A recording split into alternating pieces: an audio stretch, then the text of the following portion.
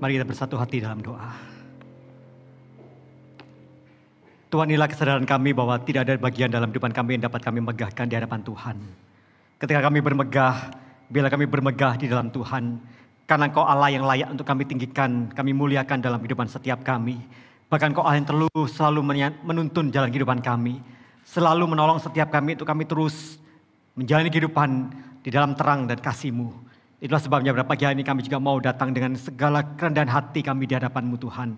Kami memohon belas kasihan Tuhan yang melawat setiap kami, menyentuh hati setiap kami. Ketika firman Tuhan diberitakan, biarlah firman-Mu itu yang berbicara di hati setiap kami. Memeriksa isi hati kami, memperbaharui kehidupan kami. Bahkan membawa kami berjalan di dalam setiap jalan-jalan kebenaran-Mu Tuhan. Sehingga nama-Mu dipermuliakan melalui kehidupan kami yang selaras dengan kebenaran firman-Mu. Itulah sebabnya pada pagi hari ini kami memohon, berbicaralah pada kami Tuhan, kami siap untuk mendengarkannya.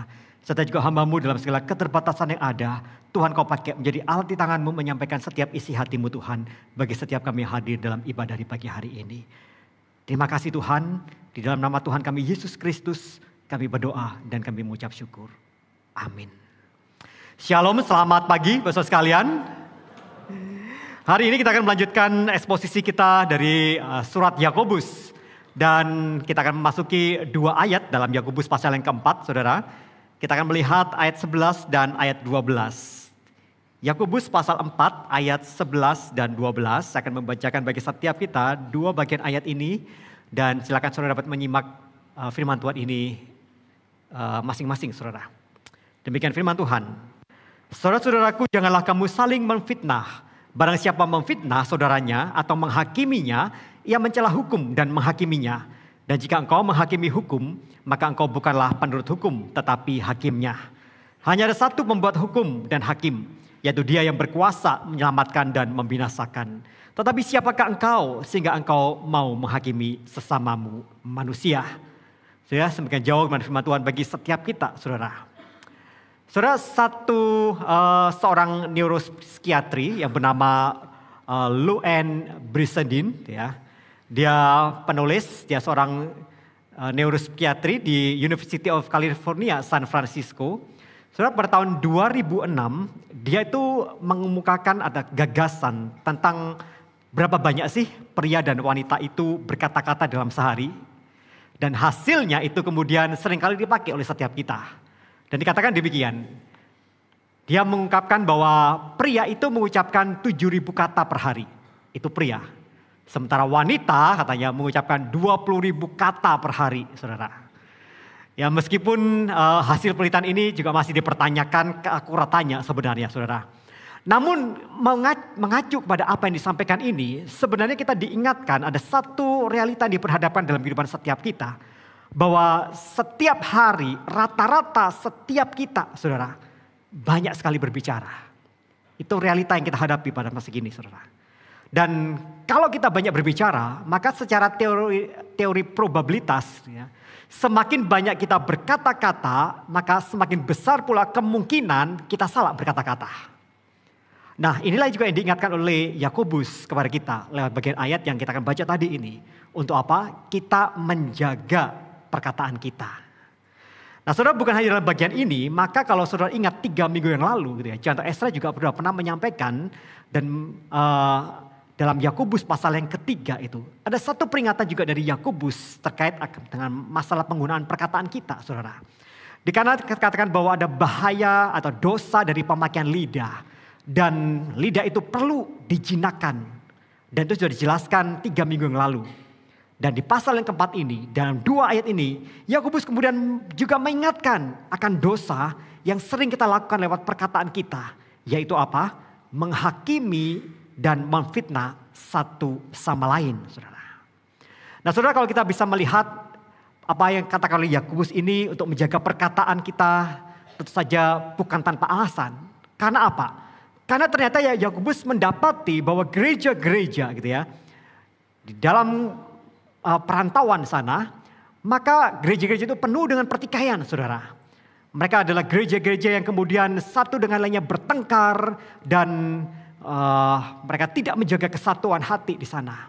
Mereka bukan menjadi gereja yang saleh, mereka bukan menjadi gereja yang membawa kesatuan, tetapi justru menjadi gereja gitu ya, yang kemudian membawa semangat perpecahan dengan saling bertengkar, dengan saling menjatuhkan satu sama lain.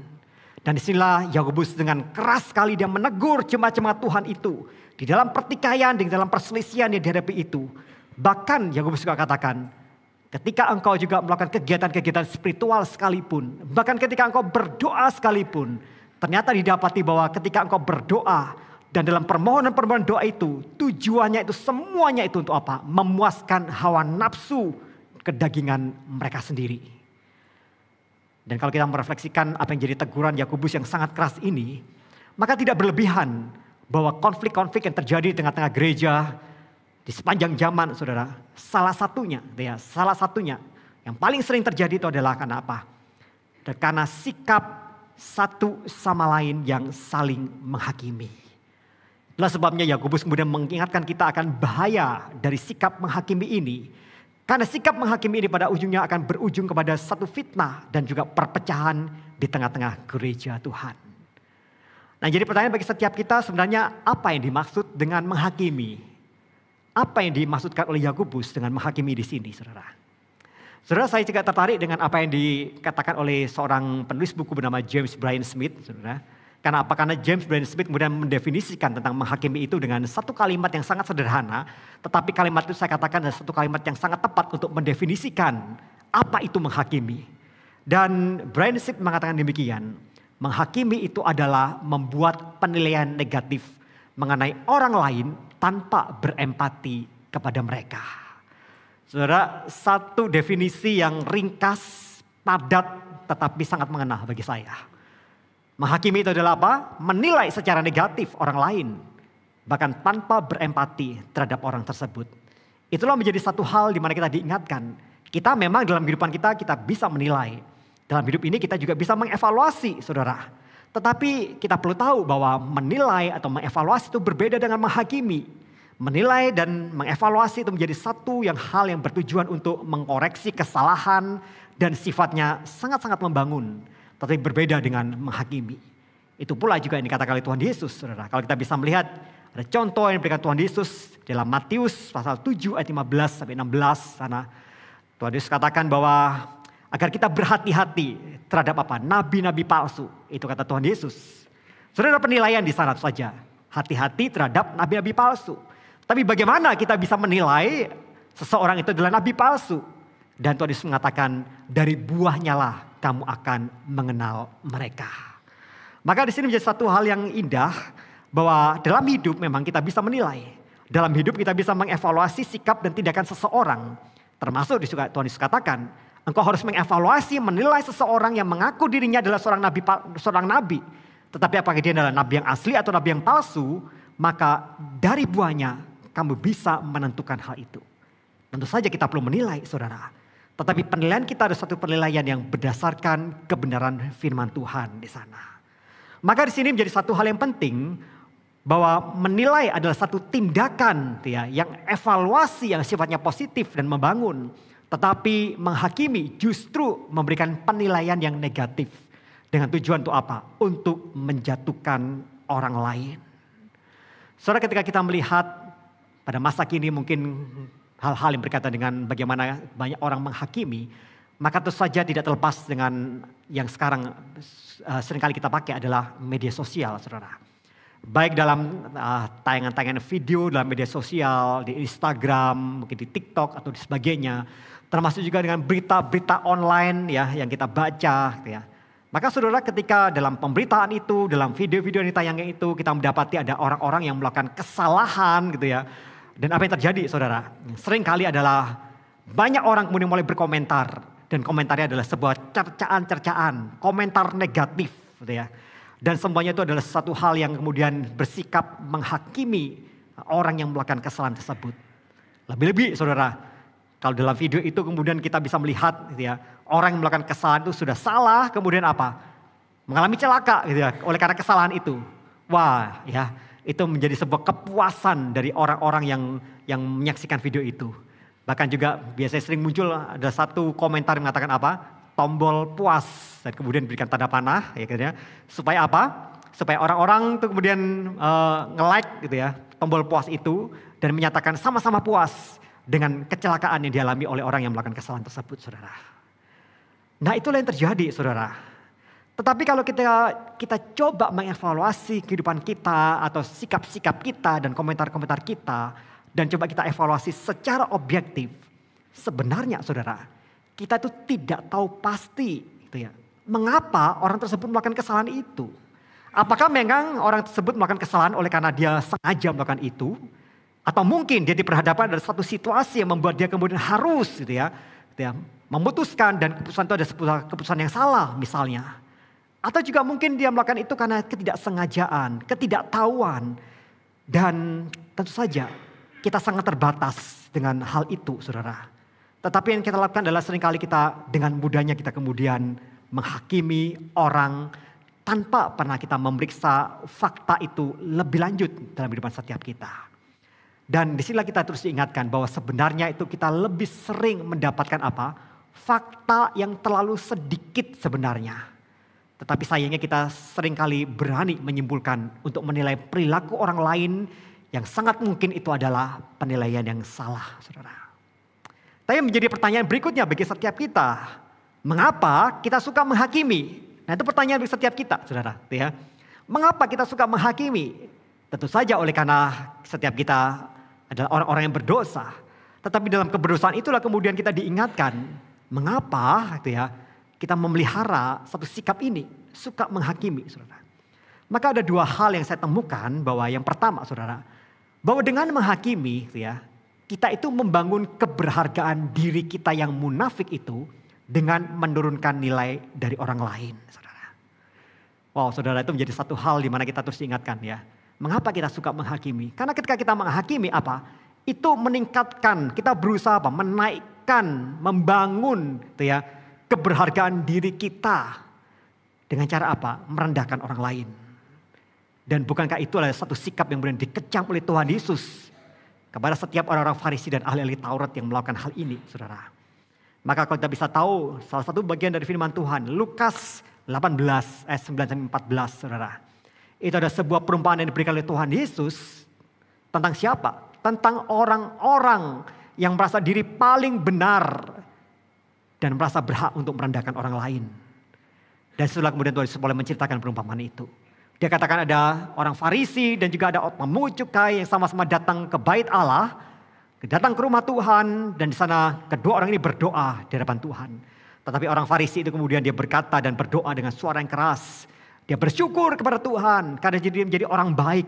Dia bersyukur kepada Tuhan. Dia tidak sama seperti orang-orang yang dia sebutkan itu, saudara. Saudara, kalau kita bisa tahu bahwa disinilah kita diingatkan. Itulah yang dilakukan oleh orang-orang Farisi itu. Itulah bagaimana dia kemudian berusaha membangun image diri. Dia membangun keberhargaan dirinya. Dengan cara apa? Membandingkan dan kemudian menjatuhkan dan merendahkan orang lain, saudara. Dan bukankah itu juga menjadi satu hal yang harus jadi warning bagi setiap kita. Seringkali kita juga melakukan hal itu. Kita merasa bangga. Kita merasa diri kita hebat. Kita merasa diri kita yang paling benar. Dan disitulah satu rasa keberhargaan diri itu mulai muncul. Yang kita bangun dengan persepsi kita sendiri. Tetapi kita lakukan dengan cara yang salah. Karena dengan kemudian kita mulai apa? Merendahkan orang lain, saudara. Saudara, yang kedua, mengapa kita suka menghakimi? Maka dengan menghakimi kita itu menjadi Tuhan atas sesama kita. Di mana kitalah yang memutuskan aturan dan batas-batas menurut standar kita sendiri, saudara. Tentu saja itu dimulai dari apa? Dari satu sikap atau satu pemikiran bahwa diri sendiri itu yang paling benar. Dan dimulai dari sikap bahwa diri sendiri adalah paling benar, itulah pada akhirnya kita apa? Kita mulai berperan seperti Tuhan. Katakan kita tuh playing God, ya, kita playing God.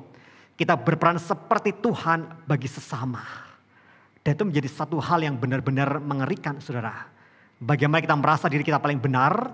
Dan kita bisa mulai menetapkan atau batasan-batasan, aturan-aturan menurut apa? Standar diri kita sendiri. Dan kita terapkan itu kepada orang lain di sana.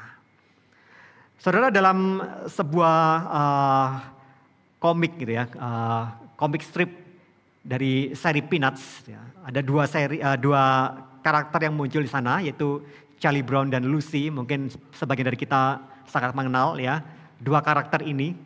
Bisa ada satu komik yang cuma satu bagian saja. Dan ada satu bagian di mana si Lucy itu pernah mengatakan bahwa jika dia bisa memegang kendali dunia katanya, maka saya akan mengubah segala sesuatunya. Wah, itu kata si Lucy ya, dia katanya. Kalau aku bisa mengendalikan isi dunia ini, aku mau mengubah segalanya. Terus kemudian si Charlie ini dengan lugunya dia mulai bertanya sama Lucy. Wah, itu gak mudah Lucy katanya ya. Dari mana kamu akan memulainya?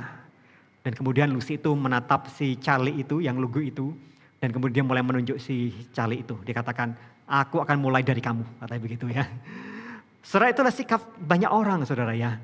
Kita itu ingin berperan seperti Tuhan. Kita ingin mengubah seseorang, kita ingin menghakimi seseorang dan menjadikan seseorang itu menurut standarnya kita, saudara.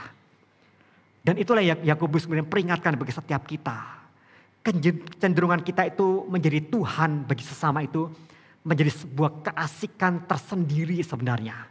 Yang pada akhirnya tanpa sadar itu menjadikan opini-opini kita itu ya, seperti menjadi sebuah hukum yang mengikat orang lain. Standar yang kita pakai, yang kita buat itu kemudian apa? Kita terapkan menjadi standar bagi orang lain juga. Dan memikirkan hal ini kemudian saya teringat ada satu kisah viral yang terjadi dalam beberapa minggu terakhir ini saudara. Dan kisah viral itu divideokan oleh seorang gadis yang mengalami kejadian ini. Gitu ya. Dan dia kemudian menceritakan runtutan kisahnya itu. Apa yang dialami terhadap dirinya saudara. Jadi sang gadis ini menceritakan dan juga ada bagian potongan video yang sempat dia videokan itu, gitu ya, yang menggambarkan, gitu ya, ada seorang ibu, gitu ya, seorang ibu dengan pakaian tertutup, kemudian dia memarahi sang gadis ini di sebuah rumah makan, saudara, gitu ya.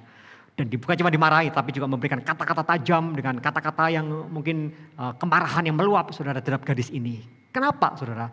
Alasannya itu sangat sepele. Alasannya karena sang gadis ini tidak memakai pakaian yang menutup aurat seperti sang ibu ini. Sehingga karena dia tidak memakai pakaian yang menutup aurat, dia memakai kaos, saudara. Tanpa sengaja ketika mungkin sang gadis ini agak menunduk sedikit ketika dia duduk, maka bagian belakangnya kelihatan sedikit, saudara. Bagian belakangnya kelihatan sedikit. Tetapi yang dilakukan oleh sang ibu ini kemudian memukul pundak sang gadis ini dan kemudian memarahi gadis ini dengan perkataan-perkataan yang kasar, perkataan-perkataan yang tidak sesuai, saudara. Dan menyuruh sang gadis ini yang ternyata tidak seiman dengan sang ibu ini untuk memakai pakaian yang menutupi seluruh auratnya itu, saudara. Dan selidik ternyata yang terjadi adalah karena ketika sang gadis itu kelihatan sedikit dalam bagian belakangnya, sang suami dari ibu ini melihat bagian yang terbuka itu. Sehingga itu menimbulkan kemarahan dari si ibu ini. Si ibu ini gak marah kepada sang suaminya, justru dia marah kepada sang gadis itu, saudara. Maka itu menjadi satu hal di mana kita diingatkan seringkali penghakiman kita itu tidak pernah objektif, saudara. Kita jarang sekali objektif untuk menilai. Bahkan kita nilai seseorang itu dengan apa? Standarnya kita. Dan mulai standar kita itulah kita pakai untuk apa? Untuk menghakimi orang lain pada akhirnya. Saudara, kalau demikian sebenarnya apa yang menjadi dampak negatif dari menghakimi? Maka di sini kita diingatkan saudara. Bahwa penghakiman itu bukan sekedar membuat luka dan keterpurukan. Itu pasti saudara. Penghakiman itu membuat luka, keterpurukan bagi seseorang yang kemudian dihakimi. Bahkan ketika penghakiman itu menjadi satu fitnah, saudara. Tetapi itu menjadi satu hal di mana fitnah itu adalah memperkatakan dusta tentang orang lain. Itulah sebabnya Yakobus kemudian menyandingkan antara menghakimi dengan memfitnah. Karena apa? Karena dua bagian ini adalah satu bagian yang seringkali berkaitan satu dengan lainnya. Seringkali ketika kita menghakimi dalam kata-kata penghakiman kita pun juga memunculkan fitnah. Kebohongan, ada kata-kata yang ditambahkan, kalimat-kalimat yang ditambahkan dalam penghakiman itu. Dan itu menjadi satu hal yang membawa luka, membawa keterpurukan bagi orang yang mungkin terhakimi itu, saudara. Maka menjadi pertanyaan berikutnya bagi setiap kita tentu saja adalah bagaimana kita bisa terbebas dari sikap menghakimi dan sikap memfitnah ini. Nah itu menjadi satu bagian yang penting bagi setiap kita untuk kita mau belajar kan hal ini. Agar kita juga bisa terbebas dari sikap menghakimi, saudara. Maka saya menemukan ada 3 hal yang penting untuk kita bisa lakukan dalam kehidupan setiap kita. Agar siapapun dari setiap kita juga bisa terbebas dari sikap menghakimi ini. Saudara, yang pertama perlu kita ketahui bersama, saudara. Jadikan Allah sebagai hakim yang sejati. Yang menghakimi atas semuanya. Satu prinsip pertama yang harus ada dalam kehidupan setiap kita. Menjadikan Allah saja sebagai hakim yang sejati. Yang menghakimi atas semuanya. Saudara, dalam bagian poin yang pertama ini saya ingin merujuk apa yang dikatakan oleh Rasul Paulus. Rasul Paulus itu mengungkapkan satu perkataan yang luar biasa. Dan saya ingin percaya itu menjadi satu hal di mana kita bisa meneladani seorang Rasul Paulus dengan hal ini, saudara. Dan dia katakan dalam 1 Korintus pasal 4 ayat yang pertama hingga ayat yang keempat sana. Di bagian itu, saudara, Rasul Paulus dia katakan bahwa dia adalah hamba Kristus. Dia adalah pelayan Kristus katanya.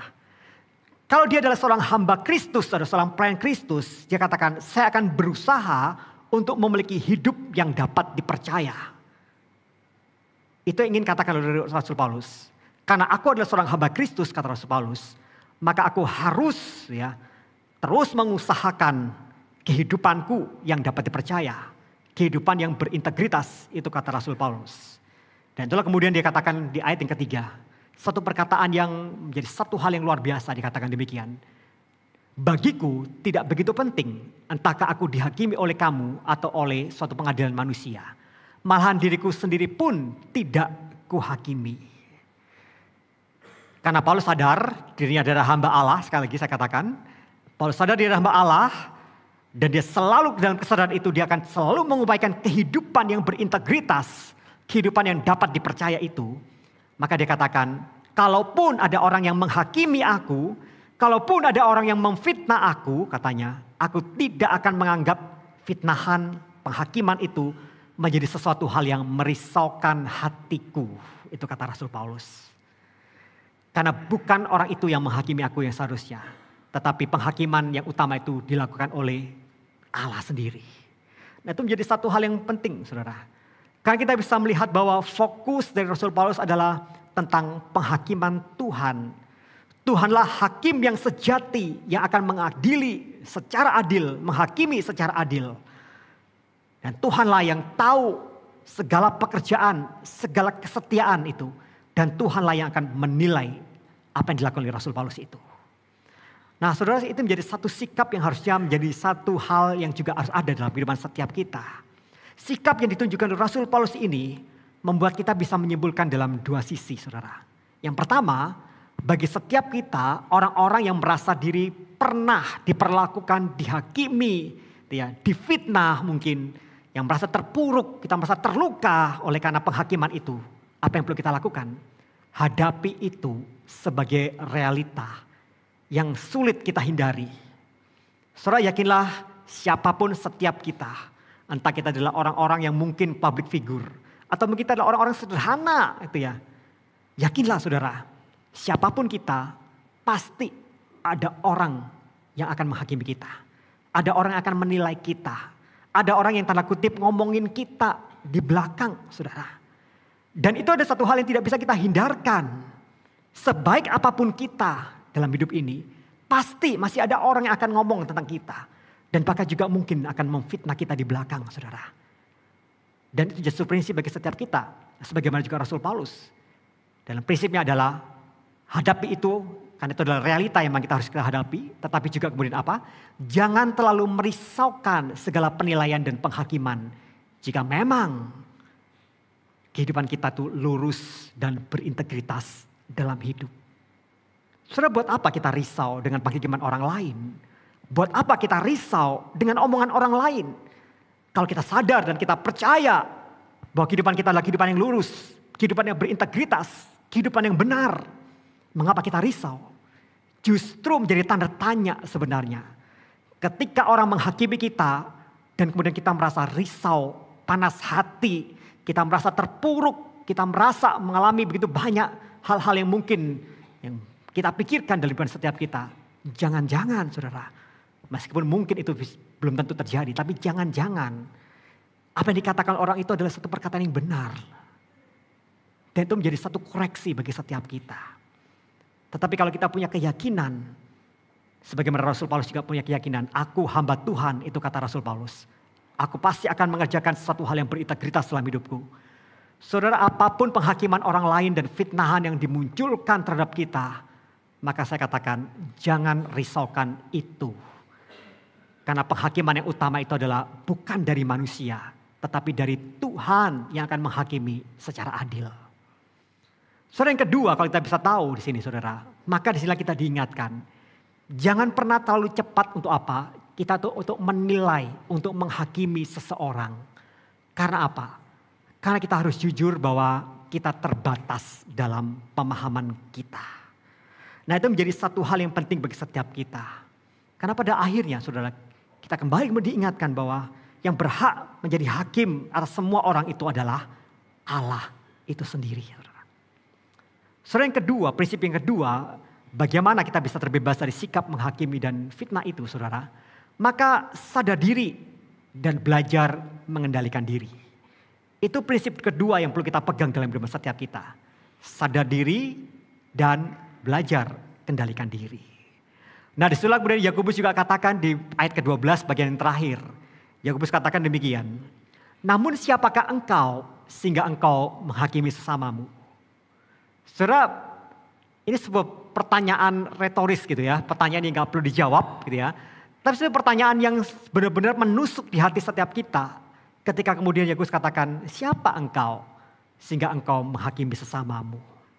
Bagian ini mengingatkan bagi setiap kita untuk apa? Sadar diri. Bahwa setiap kita adalah orang-orang yang penuh dengan kelemahan. Setiap kita adalah orang-orang yang gagal sebenarnya. Setiap kita adalah orang yang penuh dengan kesalahan dan penuh dengan dosa. Setiap kita yang bahkan pun gitu ya, dalam kehidupan kita pernah menghakimi orang lain, saudara. Bukan hanya kita dihakimi, tapi perkataan kita menghakimi.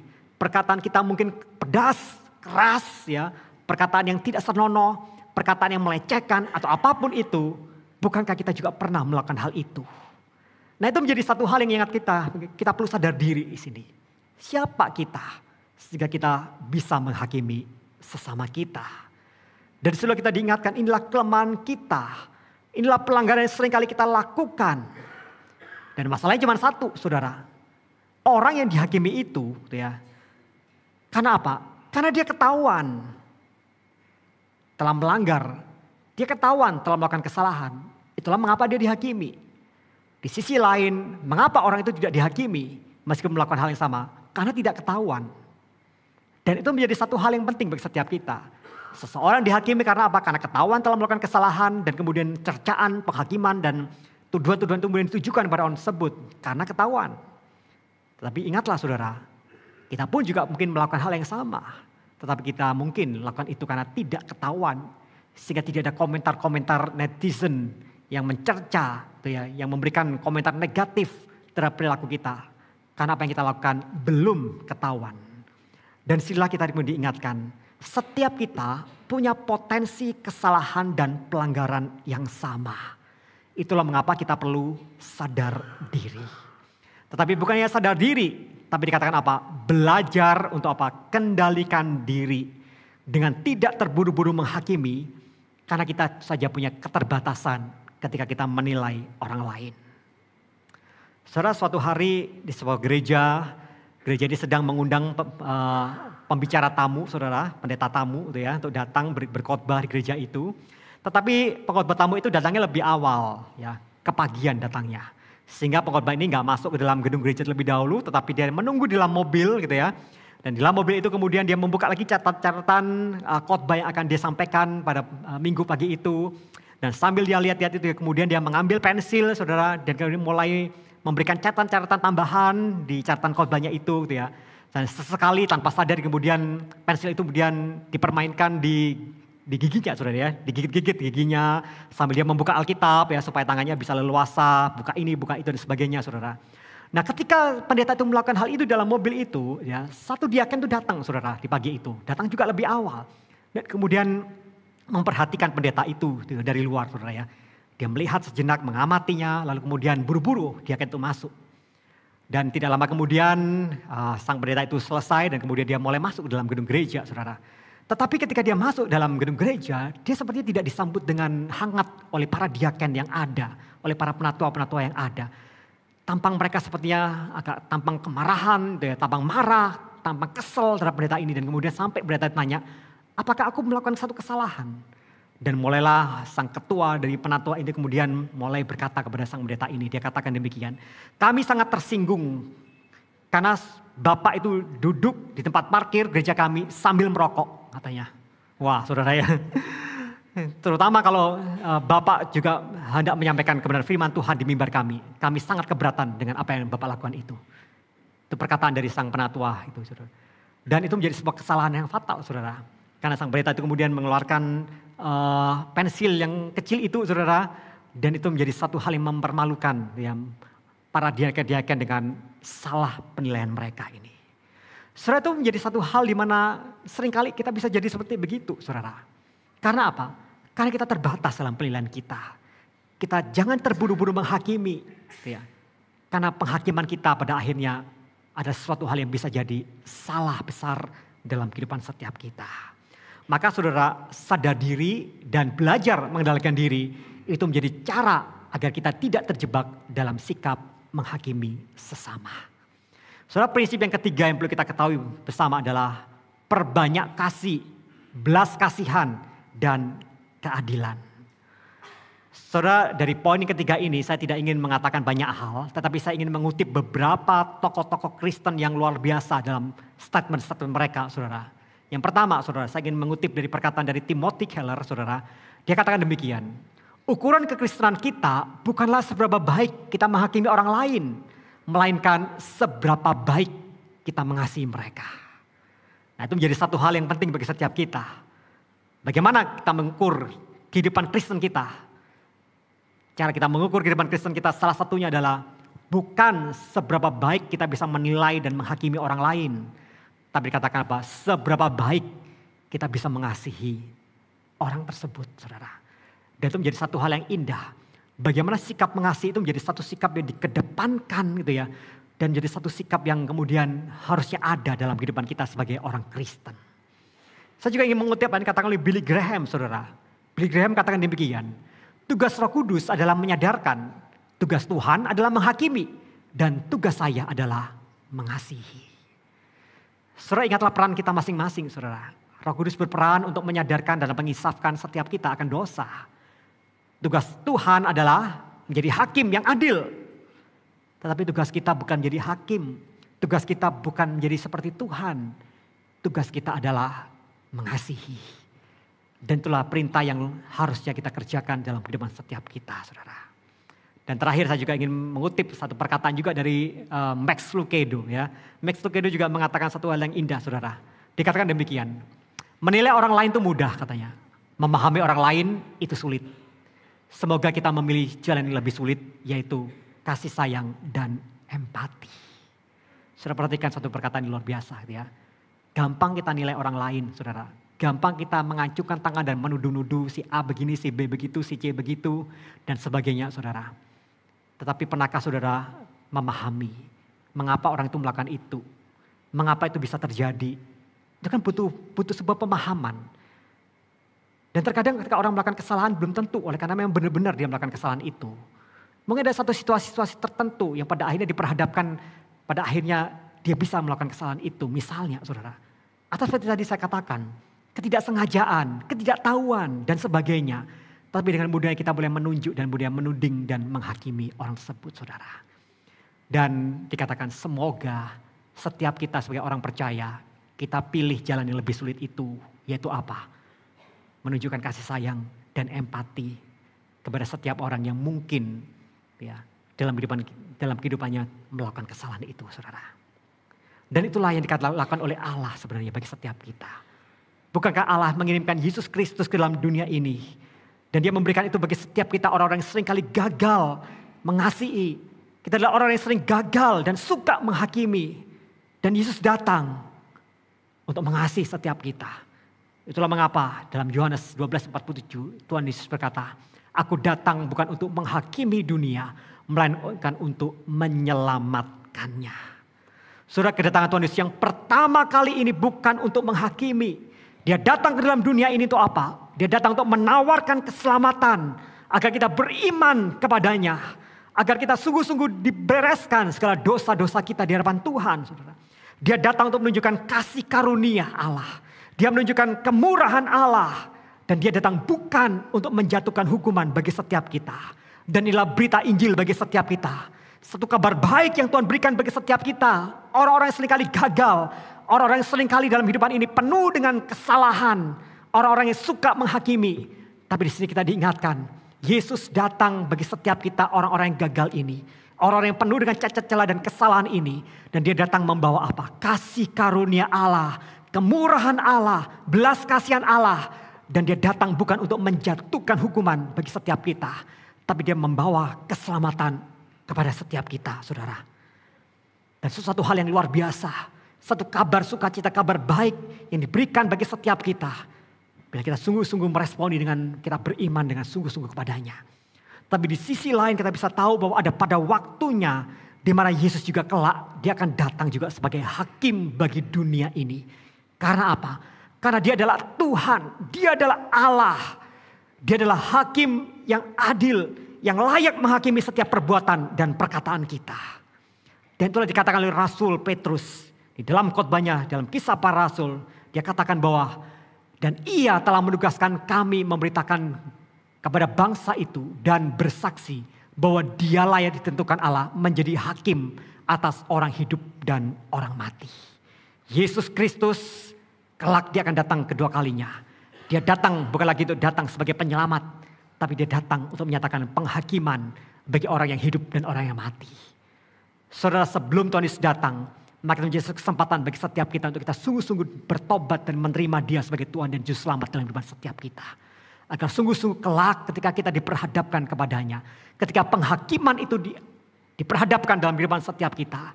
Kita didapati sebagai orang-orang yang telah dibenarkan oleh darah Kristus itu. Tapi jauh sebelum Rasul Petrus menyaksikan Yesus sebagai hakim dunia. Bahkan Tuhan Yesus juga pernah mengatakan demikian. Bapa tidak menghakimi siapapun. Melainkan telah menyerahkan penghakiman itu seluruhnya kepada anak. Supaya semua orang menghormati anak sama seperti mereka menghormati Bapa. Barang siapa tidak menghormati anak, ia juga tidak menghormati Bapa yang mengutus dia. Bapa menyerahkan semua penghakiman itu kepada siapa? Yesus Kristus. Yesus Kristus yang akan memegang penghakiman yang adil itu. Dan setiap kita diminta untuk apa? Menghormati Yesus Kristus. Sebagaimana kita juga menghormati Allah Bapa di sorga. Yang telah mengutus dia. Saudara, menjadi satu kesempatan yang indah bagi setiap kita, saudara. Satu hal yang mengingatkan bagi setiap kita. Bagi saya, bagi saudara. Untuk apa? Pakai setiap kesempatan. Pakai setiap perkataan kita. Untuk apa? Memberkati, bukan menguntuki. Pakai setiap perkataan kita untuk membawa pengharapan bagi orang lain. Bukan untuk menjatuhkan orang lain dengan kebohongan yang kita katakan. Pakai setiap perkataan kita untuk apa? Untuk menceritakan tentang Kristus Yesus yang telah menyelamatkan kita. Bukan dengan perkataan-perkataan yang membawa kehancuran dan membawa keterpurukan bagi orang lain, saudara. Tidak ada kata terlambat bagi setiap kita untuk kita sungguh-sungguh mau datang kepada Tuhan. Hari ini jika kita adalah orang-orang yang suka menghakimi. Dan ketika hari ini Roh Kudus mengkoreksi setiap kita. Bila kita dengan hati yang lembut kita mau datang kepada Tuhan. Kita mau katakan, Tuhan aku mau belajar untuk memakai setiap perkataanku, ucapan bibirku itu. Menjadi ucapan bibir yang sungguh-sungguh menjadi berkat. Bukan membawa kutuk bagi orang lain. Dan itu menjadi satu hal yang indah ketika Tuhan mengubah kehidupan setiap kita. Tetapi hari ini juga saudara, jikalau saudara mungkin hadir dalam ibadah pada pagi hari ini adalah orang-orang yang pernah dihakimi oleh orang lain. Pernah difitnah, saudara pernah terpuruk akan hal ini. Saudara pernah mengalami luka yang mendalam oleh karena perkataan-perkataan fitnahan dan penghakiman dari orang lain saudara. Maka saya mau katakan bagi setiap kita, jangan bawa luka itu sampai menjadi sebuah akar pahit dalam hidup setiap kita. Bawa kepada Kristus. Jangan simpan dalam hatimu. Bawa kepada Kristus. Karena Kristuslah hakim yang adil. Dialah yang patut menghakimi setiap perilaku kita. Dan saya ingin percaya itu akan menjadi satu hal yang membawa pemulihan dalam setiap kita. Karena di sini kita belajar untuk apa? Kita belajar untuk mengampuni sebagaimana Kristus juga mengampuni setiap kita. So, di akhir khotbah saya pada hari ini, saya ingin mengutip sekali lagi satu perkataan dari seorang Francis Chan. Dia katakan demikian, saudara. Ukuran kedewasaan rohani kita bukanlah seberapa baik kita menunjukkan kesalahan orang lain, melainkan seberapa baik kita memaafkan dan menawarkan rekonsiliasi. Saudara, itu menjadi satu poin di mana kita terus diingatkan. Seberapa baik kita mengasihi, seberapa baik kita membawa rekonsiliasi itu bisa terjadi dalam kehidupan setiap kita. Saudara, kerjakan itu dalam kehidupan setiap kita. Percayalah, kita adalah orang-orang yang pada akhirnya menjadi orang yang sungguh-sungguh berkenan di hadapan Tuhan. Mari kita berdoa. Bapa dalam surga, kami bersyukur untuk kebenaran firman Tuhan dan disampaikan pada pagi hari ini. Kami percaya perkataan hamba-Mu sangat terbatas. Tapi kami percaya Roh Kudus yang akan menerjemahkan dalam hati setiap kami pribadi lepas pribadi. Kami memohon pertolongan-Mu Tuhan. Karena kami sadar bahwa menghakimi dan memfitnah adalah hal-hal yang seringkali kami juga lakukan dalam kehidupan kami Tuhan. Kami seringkali gagal dengan perkataan-perkataan kami. Kami terlalu sering berkata-kata dan dalam perkataan-perkataan itu begitu banyak kesalahan-kesalahan yang kami lakukan. Dalam perkataan-perkataan itu begitu banyak hal-hal yang pada akhirnya menjadi sebuah kebohongan dan fitnahan terhadap orang lain. Dan itu melukai dan merendahkan orang lain. Pagi ini kami datang kepada Tuhan, kami memohon ampun di hadapan-Mu. Tuhan perbarui kami dan Tuhan tolong setiap kami. Terima kasih Tuhan. Bahkan kami juga datang kepada Tuhan. Kami mungkin juga adalah orang-orang yang juga pernah mengalami terluka oleh karena penghakiman dan fitnahan dari orang lain. Hari ini Tuhan, tolong kami nih, agar kami juga dapat belajar mengampuni. Belajar untuk menyerahkan setiap penghakiman itu kepada Tuhan sendiri. Hakim yang adil itu. Terima kasih Tuhan, terima kasih. Meteraikan firman-Mu dalam hati setiap kami. Dan tolonglah kami mengerjakan itu dalam kehidupan kami hari lepas hari. Di dalam nama Tuhan kami Yesus Kristus kami berdoa dan kami mengucap syukur. Amin.